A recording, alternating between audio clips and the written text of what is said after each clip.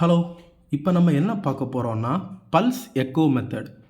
இந்த pulse echo method எங்கே use பண்ணுவாங்கன்னா அல்ட்ரா சோனிக் டெஸ்டிங் டெக்னிக்கில் இந்த மெத்தட் யூஸ் பண்ணுவாங்க. இந்த மெத்தட் எதுக்கு யூஸ் பண்ணுறாங்கன்னா, இப்போ ஒரு டெஸ்ட் ஸ்பெசிமெனில் டிஃபெக்ட் இருக்குதா இல்லையா இதை கண்டுபிடிக்கிறதுக்கு வேண்டி இந்த மெத்தட் யூஸ் பண்ணுறாங்க. இப்போ நம்ம ஸ்ட்ரெயிட்டாகட்டே ஒர்க்கிங்குள்ளே போயிடலாம். இப்போ ஒரு ஸ்பெசிமென் டிஃபெக்ட் இல்லாமல் இருந்தால் எப்படி இந்த பல்ஸ் எக்கோ மெத்தட் உதவியாக இருக்கும், இதை இப்போ பார்க்கலாம். இதுதான் பல்ஸ் ஜெனரேட்டர். இதுலேருந்து எலக்ட்ரிக்கல் சிக்னல்ஸ் வரும். இதை என்ன பண்ணோன்னா இந்த டிரான்ஸ்டியூசர் இருக்குல்ல, இதில் போகும். இந்த டிரான்ஸ்டியூசரில் என்ன ஆகும்னா இந்த எலக்ட்ரிக்கல் சிக்னல்ஸ் போகும்.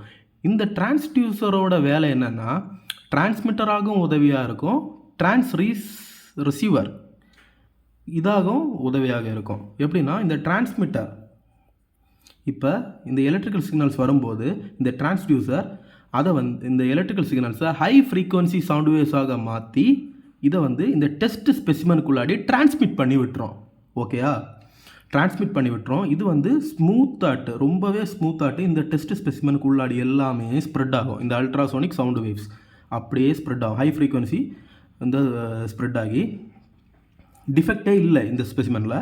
அப்போ என்ன ஆகும்னா இந்த வாலில் தட்டி, இதை பேக் வால்னு சொல்லுவாங்க, பேக் வால்குள்ளே இப்படி பெட்டு பவுன்ஸ் பேக் ஆகும், ரிஃப்ளெக்ட் ஆகி அப்படியே போகிற டைமு இதே டிரான்ஸ்டியூசர் ரிசீவராக மாறி இந்த அல்ட்ராசோனிக் சவுண்டு ஹை ஃப்ரீக்வன்சி வேவ்ஸை வாங்கி என்ன பண்ணோம்னா அதை மறுபடியும் எலக்ட்ரிக்கல் சிக்னல்ஸாக மாற்றும். ஹை ஃப்ரீக்வன்சி சவுண்ட்ஸை மறுபடியும் எலக்ட்ரிக்கல் சிக்னல்ஸாக மாற்றி ஆம்பிளிஃபையருக்கு அனுப்போம். இந்த ஆம்பிளிஃபையரோட வேலை என்னென்னா, இப்போ இவ்வளோ ப்ரொசீஜர்ஸ் முடிஞ்சில்ல, அதனால் இங்கே இந்த ஹை ஃப்ரீக்வன்சி வேவ்ஸ் எல்லாம் எலக்ட்ரிக்கல் சிக்னல்ஸாக மாறி இருக்குது, இந்த டிரான்ஸ்டியூசர் மாற்றிருக்கு.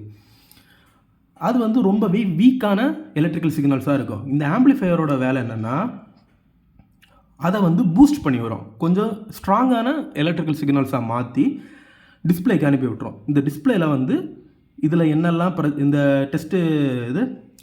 டெஸ்ட்டு ஸ்பெசிமெனில் பிரச்சனை இருக்கா இல்லையான்னு கரெக்டாகவே காட்டிடும். பாருங்கள், initial pulse, back surface echo, இதான் பேக் வால். இங்கேருந்து ரிஃப்ளெக்ட் ஆகுதில்ல வேவ்ஸ், இதை எக்கோஸ்ன்னு சொல்லுவாங்க. இங்கே அது டிஸ்பிளேயில் காட்டும், கரெக்டாகிட்டு டிஃபெக்ட் இருக்கா இல்லையான்னு டிஸ்பிளேயில் காட்டிடும். இதுவே டெஸ்ட் ஸ்பெசிமென் வித் டிஃபெக்ட், இது எப்படின்னா இதே வேலை தான் இங்கேயும்.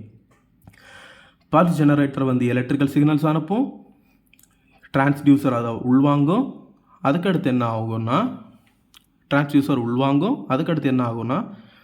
அதை ஹை ஃப்ரீக்வன்சி சவுண்ட் வேவ்ஸாக மாற்றும். அதை இது டெஸ்ட் ஸ்பெசிமனுக்குள்ளாடி ஃபுல்லாக பரப்ப விடும், ஸ்மூத்தாக பரப்பி விட்டுட்டு இருக்க டைமு.